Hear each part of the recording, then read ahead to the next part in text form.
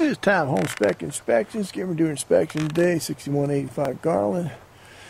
This is an ASHI inspection. ASHI is American Society of Home Inspectors. Copy of ASHI Standards of Practice is given with the home inspection contract and is part of the contract. Basically, an ASHI inspection, similar to hiring an electrician, plumber, furnace guy, and a structural engineer all in one. Okay, the ASHI Standards of Practice gives us a list of what I inspect and what I don't inspect, and what to expect from a home inspection. Okay, find the issues with the four different systems that I check on the house. Then we have either electrician, plumber, furnace person, or structural engineer come in and further evaluate. There's different ways of fixing, different opinions of fixing the same problem, different costs, materials, and stuff like that. That's contractor stuff. I don't do that. What I do is send up the red flag. So there are issues, and you further evaluate it with other pros in that field. Also, it's not a cosmetic nickel and dime inspection. I'm not looking for dandelions or holes in screens. I'm going to start on the roof and work my way down. Looks like a newer roof. Of course, there's a bunch of snow on it, so it can be hard to determine what's going on with it as far as if there's any hail damage, but I should be able to guess at it. Check with the seller, see what kind of permits and transferable warranties are on the newer roof. Okay, the shingles look like they're brand new to me. So, of course we can't tell what's going on up underneath here, but I suspect it's okay. A little bit of ice dam in here. You got a gutter helmet type system here. Theory is the water comes down here and goes in there without getting any leaves in the gutters. It's all new stuff. So I'm guessing these are some kind of lights around the house. Looks like it's solar. Looks like LEDs. You can ask the homeowner. I'm guessing that's what it is. Up here in the roof, you see this flue pipe here? It's rusted out, needs to be replaced. I think this is for your hot water heater, or maybe for your furnace, I believe. Again, a lot of the driveway we can't see, but we can see it's pretty well beat up, spalled up. Patching with concrete doesn't work. So technically you need to replace quite a bit of your driveway. Good news is it doesn't have much to do with the house. Another issue with the house is what's called flat to negative foundation grade. That's mumbo jumbo for entrapping water next to the foundation. And that's what they did right here. It needs to be sloped away. It needs to get rid of this barrier here so this water can get away from the house. And when I dug through the mulch here, you can see that the grade is even worse because it's sloped down. The water goes right through the bark. Okay, and you're supposed to have a vapor barrier along here too. Keep this water from going into the crawl space, and can lead to structural issues too. Same story over here. I guess the good news is with the negative grade, I'm not picking up any cracks or anything, so you kind of lucked out there. But you do need a 10% grade 5 feet away from the house. The other issue with the house is the underground extensions for your drainage system, for your roof, the gutters, the downspouts. I don't see where they daylight anywhere. And this material here is not really made to take the pressure of the dirt underneath there. This really should be scheduled 40 pipe, and we should be able to see it out here somewhere. Again, you got ponding, cooling water all along this area here. If it really starts raining, you might have water going right into the crawl space vents, because they're basically pretty much all below grade here. There's potential of getting water in there. We're all flat to negative grade, and these underground extensions, I don't know where they're going to. Fence look pretty rough.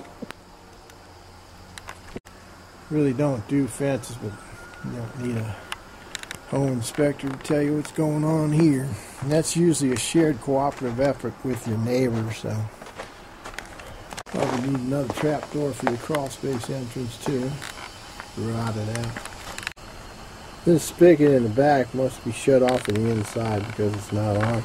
It's a frost free, so not necessarily. I mean, that's just electrical tape doesn't work outside for those splices. They got little caps that go over those. Let's write that up. This electrical out here is not a GFI. It should have a little weatherproof cover plate on it. Yeah, you just got these nailed up here on your deck roof. For your porch, I'd probably put some big lag bolts in there, a couple of them. Make it more secure. These 4x4 posts are supposed to be on the caissons, not just on a floating slab, but it looks like it's been here, so probably won't move. This porch roof isn't done with current code. There's no hurricane clips. There's no brackets here. But I'll tell you what, this deck's been here, I think. Roof deck's been here forever, and I think it's okay. Okay, this outlet here doesn't work. This outlet is called lamp cord wiring for your garage door. You're supposed to have a dedicated receptacle for it, and you don't. In general, I think gas appliances are supposed to be 18 inches off the garage floor. Putting it in a closet changes it to some extent, but I think this may have to be a self-closing door, self-closing fire door, as a matter of fact. So I checked for permits on this. Inside of your furnace upstairs here in the garage, looks pretty clean. It's still supposed to have these clean and service every other couple of years. So it's probably time. Down here in the crawl space, your main water shut off here. You see the size of the water pipe? It's too small of a water pipe there. It's going to restrict your water flow. Should be the same size, ½ inch coming out of there. Small little water pipe. I don't know who did that. Okay, down here's that white stuff. That's all efflorescence there, and you can see the debris in the water is going to come in through your crawl space or vents. That white stuff's all water there.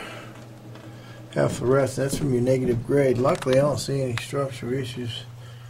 This is pretty good looking down here, except for the water coming in. To do this right, you need to take out this old vapor barrier, put a new one in. It's not done right. It has to be sealed to the foundation wall. There's a company that does it, called Complete Basement Systems. All these ducts should be insulated. You're just losing a lot of heat and crawl space. It's all duct taped up. They're all leaking. So if you want to, you can have these insulated and sealed up a lot better. Okay, so we need to put copper ends on here instead of the galvanized. It's reactive. And these ducts are all leaking. It's really not done right. So you're leaking a lot of heat down here. I guess it's probably keeping you from freezing the pipes. This is old Euro. So you can get this thing to focus. That's your efflorescence. That's your water coming in from your negative grade right there. That's all I want to do here. And you need a vapor barrier properly sealed to the foundation wall. Take this one out. Put a real one in here. Yeah, you got major air leaks. You can see it blowing all over everywhere there. Look at that, just blowing out of there. So you look at that long run too. That's going to be cold by the time it gets where it's going. Okay, hot water heater. First of all, I got the wrong size pipes. They're too small. Going in and going out. Don't have any outside combustion air in here. Needs outside air. Need a thimble up there, like a little pipe plate thing that goes up there. Seal that hole up. Technically, you got improper clearances to combustible. You got hot flue pipe touching the paper of drywall. And your flue pipe, the code now is supposed to be 4 inches. I feel a little bit of draft and monoxide coming out of the top of this. Okay, need more insulation up here in the attic. You need to just blow in another 10 inches right over this storage area. I wonder why you put this door in here, and that's for storage, because before the garage they didn't have any storage. Then you got a void over there, needs to be filled up with insulation. Should be good to go. Yeah, you're supposed to have tempered glass in these doors here, even inside here. Okay, you got a bunch of antiquated 2-slot electrical too. That should have really been modernized to be grounded. You need to run the 3rd wire from the box for these. And, you know, 2-slot electrical here in your kitchen sink. You need to change this to a GFI, and you need to make these GFIs. They're not GFIs in the kitchen. You're supposed to have your own dedicated receptacle for your garbage disposal. And your dishwasher drain can't go into a garbage disposal anymore. It has to go into a standpipe, and you don't have one. So